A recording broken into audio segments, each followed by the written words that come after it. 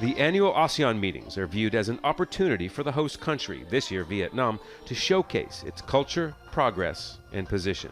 But not only have the ASEAN 2020 meetings and summits switched to virtual gatherings, the traditions and the usual focus on the big regional issues this year are taking a backseat because of COVID-19.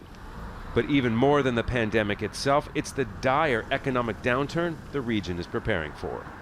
I think that this is foremost in the minds of the foreign ministers, and I think they'll be looking for creative and practical ways of trying to quickly recover in 2021.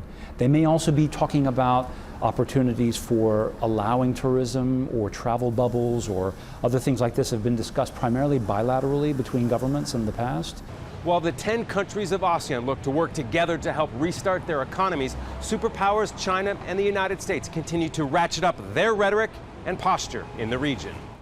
Tension between China and the U.S. in the South China Sea has surged, both in moving military assets into the areas of disputed territory, but also in diplomatic action, sanctions, and threats. With ASEAN's need for both nations to be involved in the region for economic and security reasons, they look to avoid flashpoints. Countries in this region, they look at Hong Kong, right, and they see a very sort of concerning trend where if you play into one of the superpower arguments, if you become sort of an object of superpower competition, it tends to go very badly for you.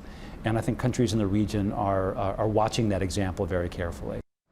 So while the foreign ministers look to make progress on working better as a region, along with powerful outsiders, they'll be focused on plotting a path for their collective 650 million people who face years of post-pandemic economic recovery. Scott Heidler, Aljazeera, Bangkok.